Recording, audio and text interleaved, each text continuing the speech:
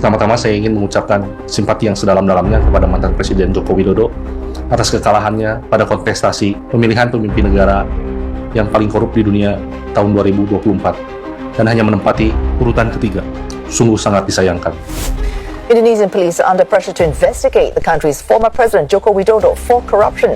This after an international non-profit organization of investigative journalists announced that Mr. Widodo was a finalist for 2024's Most Corrupt Person of the Year.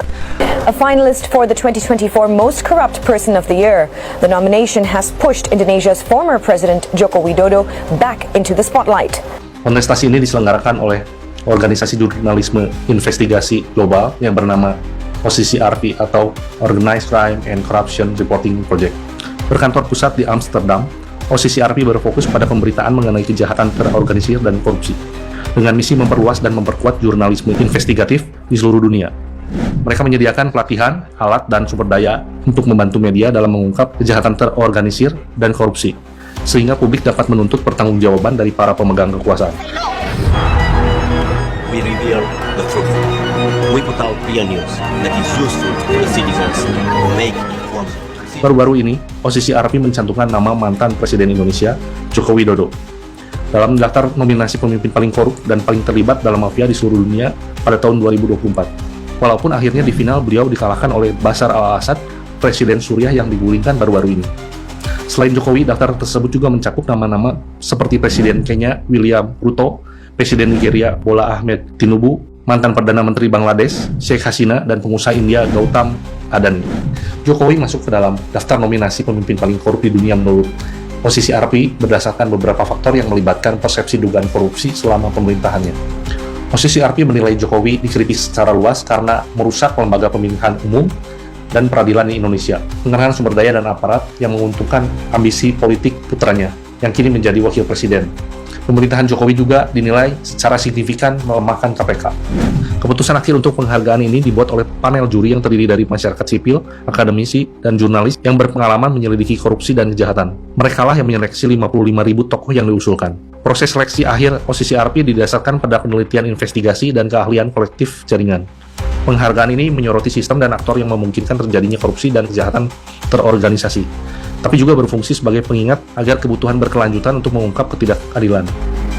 OCCRP adalah organisasi jurnalisme investigasi terbesar di dunia yang pernah menghebohkan dunia dengan mengumumkan kebocoran data Panama Papers, di mana orang-orang Indonesia memiliki perusahaan cangkang untuk menyembunyikan kekayaannya, menghindari pajak, atau mengaburkan transaksi keuangan. Di antaranya adalah Luhut Binsar Panjaitan, Sandiaga Uno, Tommy Soeharto, Edi Kusnadi Sariatmaja, Sukanto Tanoko, dan Prayogo Pangestu. Selama beroperasi, OCCRP telah membuat 702 pejabat dunia mengundurkan diri atau diskors dari jabatannya, dan 620 dakwaan, berbagai vonis hukuman, dan lebih dari 100 aksi korporasi. Jadi menurut saya sih OCCRP sangat kredibel untuk melakukan investigasi. Tugas mereka menyajikan informasi kepada publik, bukan untuk melakukan penuntutan atau pembuktian di pengadilan. Terserah publik untuk melakukan tindak lanjut apa. Jokowi membantah keras tuduhan ini dan meminta OCCRP memberikan bukti terkait klaim ini. Kemarin ini saya lihat video Jokowi ketika diwawancara untuk menanggapi hal ini. Nampak sekali wajahnya gusar meskipun berusaha ditenang-tenangkan dan menjawab dengan senjata utamanya. Kontroversi ini memicu perdebatan. Beberapa kelompok pendukung Jokowi membela dengan menekankan bahwa tingkat kepercayaan publik terhadapnya tetap tinggi 80%. Meskipun di tengah hebohnya rekayasa Paman Usman, private jet, roti 400.000, isu pencucian uang anak-anaknya, hingga ekspor ilegal biji nikel. Sungguh nggak masuk akal. Yang jelas, Jokowi sudah menjadi public enemy untuk saat ini. Apa sih yang dimaksud korupsi itu? OCCRP menjelaskan bahwa korupsi itu termasuk manipulasi dalam soal kampanye, termasuk juga penjarahan sumber daya alam, dan sebagainya. Ini adalah pengertian korupsi dalam pengertian yang lebih luas, yang disebut sebagai korupsi kebijakan. Korupsi kebijakan itu jauh lebih dahsyat dan berbahaya ketimbang hanya korupsi yang nyolong. Karena kalau korupsi kebijakan, dampaknya sangat luas dan sistematis, masif, dan terencana. Menurut YLBHI, ada setidaknya 10 faktor Jokowi layak disebut koruptor. Nomor 1, pelemahan KPK secara sistematis. Lewat revisi Undang-Undang KPK, Jokowi memperlemah KPK, menyingkirkan anggota-anggota KPK yang berdedikasi lewat rekayasa tes wawasan kebangsaan, lalu memasang orang yang jelas-jelas bermasalah menjadi ketua KPK. Hasilnya, ketua KPK tersangkut kasus pemerasan. Jokowi menjadikan KPK sebagai attack dog yang menyasar lawan-lawan politik. Kalau lawan politik, dikejar sampai Antartika. Kalau sesama mereka, cukup antar kita. Kedua, pertambangan mineral dan batu bara. Ini yang paling dahsyat. Berdasarkan riset KPK, bila korupsi pertambangan diatasi, minimal setiap rakyat bisa digaji 20 juta per orang setiap bulan, bukan per keluarga. Kalau satu keluarga ada 5 orang, berarti 100 juta per bulan. Jokowi membagi-bagikan izin tambang sebagai balas jasa atas dukungan dalam Pilpres 2024. Juga membagikan izin tambang kepada anaknya sendiri, juga menantunya.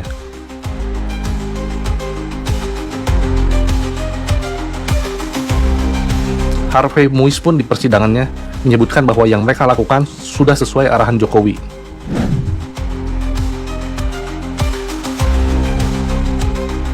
Nomor 3, Omnibus Law dan pengabaian check and balances.